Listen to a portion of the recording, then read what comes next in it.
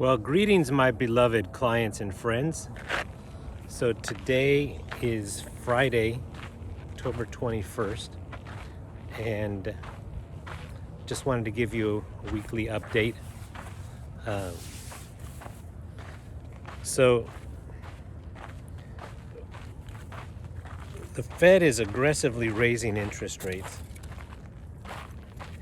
and they're trying to slow down an economy that is it's growing too fast, and it's causing inflation, and they want to control that. So they're trying to slow the economy down, so to ease the inflationary pressures. But we're coming into an election, and it seems that Biden wants to declare victory over how strong the economy is. And so he wants it to continue to be strong and stronger, and the Fed is trying to slow it down. And so they're not working in conjunction. And we're talking about this in the office, and it's like the Fed sees the economy as a runaway train, that it's going too fast and it needs to slow down. And so Powell is like just with all his weight pulling on the brake to slow this thing down, right? And Biden is celebrating and saying, look how fast the train is going. Isn't it wonderful? And aren't I doing a great job? And no, it's going too fast, and that's dangerous. And so it's like Powell is yanking on the brake while Biden is shoveling coal into the same engine of the train, right? And they're not working together, and it's disconcerting. And so when we talk about the elections, I'll tell you one thing that Wall Street tends to like, going back historically over many cycles, is when there's a divided leadership in government, meaning, not one party is in control of the House, the Senate, and the White House, because then they do too much. They move too many levers, and it doesn't matter if it's the Republicans in charge or the Democrats in charge. If they have full control, they mess around with it too much. Wall Street would prefer a divided government. So maybe one party is in the White House, but the other party is leading the House or the Senate. Because less gets done, and to Wall Street that's a good thing. They're like, let capitalism take care of most of the stuff, not the government. And so the last 2 years, we've had one party in charge of all three. And it appears that there's a possibility that will change after November. And I think Wall Street would welcome that. So, because quite frankly, Biden has just thrown so much money at this thing. And also, not to say that before him Trump didn't do the same thing. I mean, a lot of money has been thrown at this, both by the government and the Fed, to create this almost runaway economy. So when we see these unemployment numbers incredibly low, that's not necessarily good. The president could stand up and say, you know what, unemployment is the lowest it's ever been.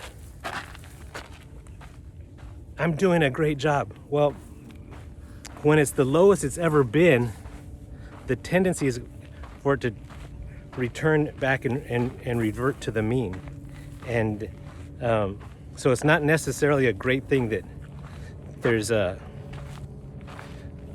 the unemployment is the lowest it's ever been. It's too tight of a labor market, and that creates inflation. So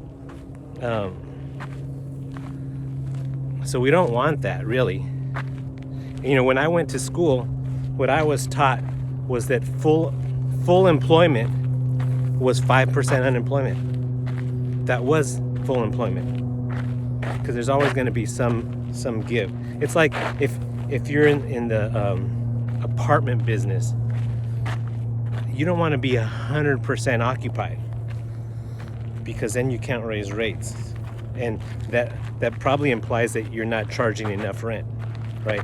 The sweet spot in real estate is to be about 92 to 94% occupied, because then you have some turnover and you could continue to raise rents, and it means that you're charging enough but not too much. It's kind of like the sweet spot. So we don't want to get to zero unemployment, just like a landlord doesn't want to get to 100% occupancy. It's a sign of some inefficiency, or it could lead to other problems. And it reminds me of the Bush presidency, George W. Bush. So he was elected in 2000, in November of 2000, but the dot-com bubble had already burst, like in March of 2000. So when he took office in January of 2001, it was already, 9 months into the dot-com bubble bursting, and so the economy was slowing down, and the stock market was pulling back, and the first couple years of his presidency was 2001, 2002 was not a good time in the stock market. But he turned it around, and by the end of his first term, the stock market bottomed out and was going back up.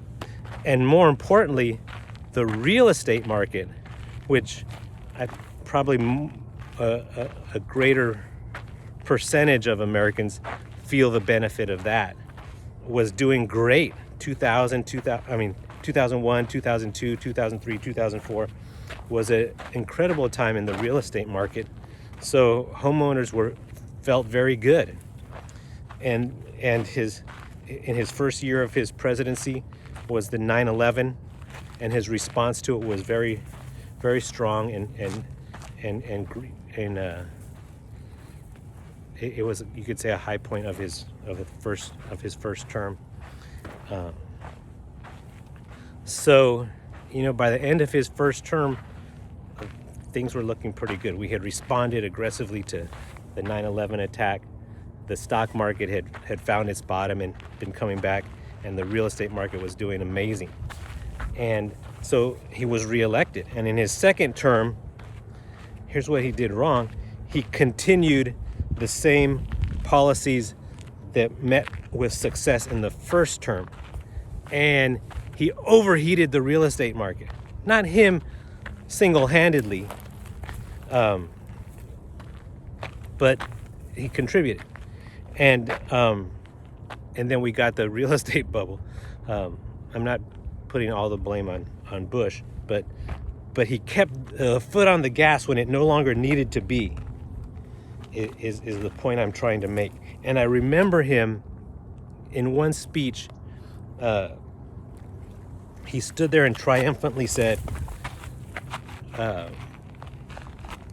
home ownership in America today, under my presidency, is the highest it's ever been, which was true. It was like 67, 68% home ownership in America, when the average was closer to 62, low 60s, right? And so he declared victoriously, home ownership in America is the highest it's ever been. Well, that was the peak of the real estate market.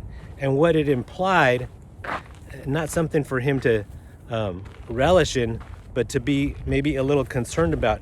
Is it possible that there's too much home ownership in America? Is it possible that there's people that are owning homes right now that really don't have any business owning homes because they don't have the income or the credit? And that was the case. That turned out to be the case. So, similarly, when Biden stands up there and says, unemployment today is the lowest it's ever been. Well, is that something to declare victory about, or to be concerned that it may be an overheated economy, right? And he doesn't see it that way. He wants to keep pushing more stimulus. I don't know if it's just to get elected or what, but so he's not working with the Fed, and I think he's forcing the Fed to be more aggressive than it really needed to be if there would have been some cooperation. So that's the state that we're finding ourselves in. So we're a little bit cautious. That doesn't feel like we want to be all in when that's the situation. Now, what could happen to turn that around?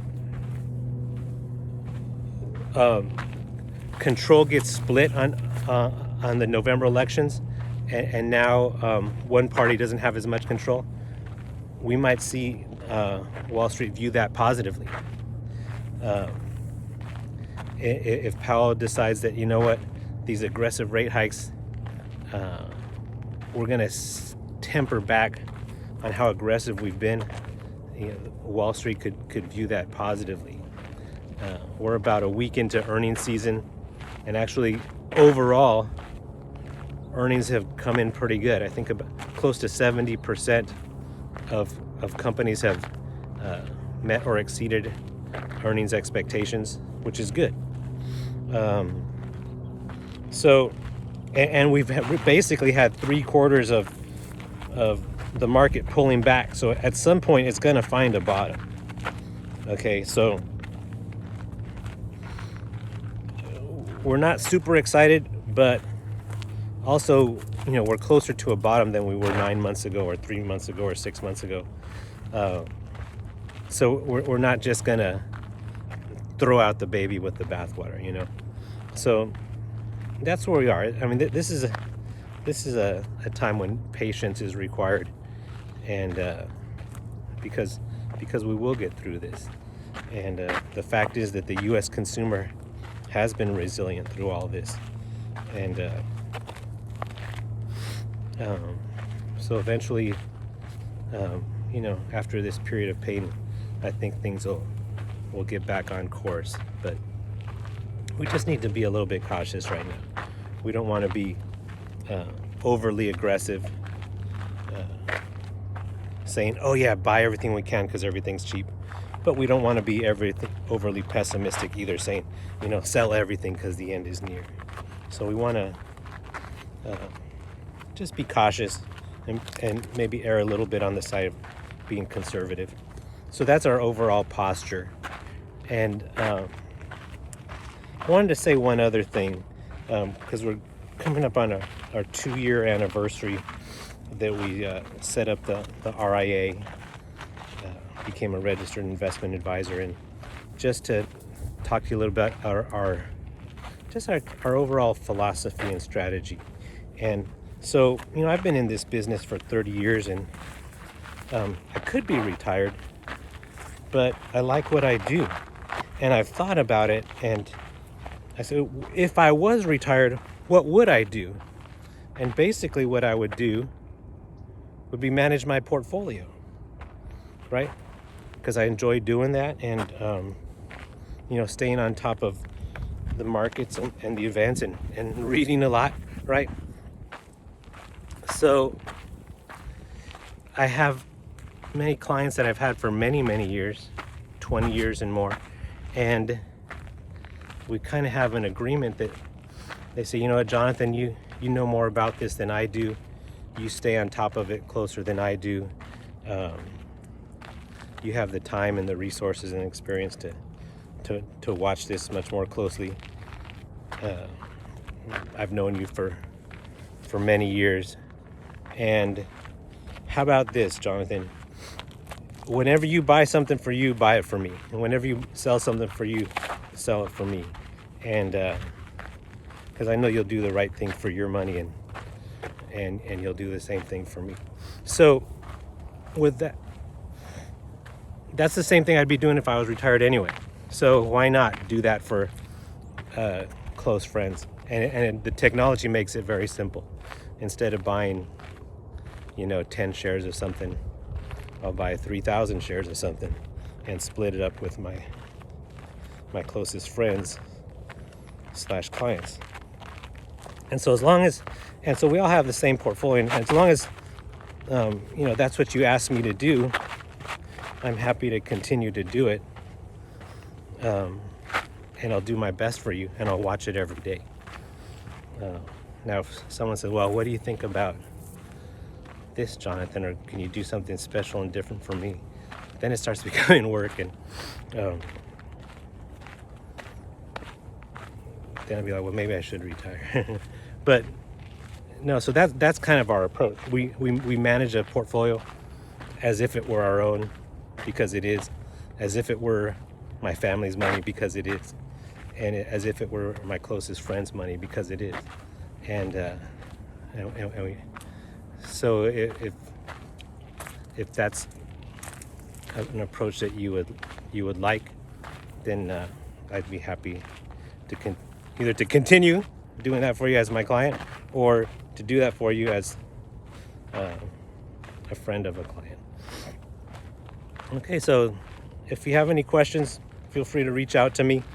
We're doing our best to navigate through these difficult times, and to stay in touch, and to let you know what we're doing, what we're thinking, and what we see on the horizon. All right, so hope you have a wonderful weekend.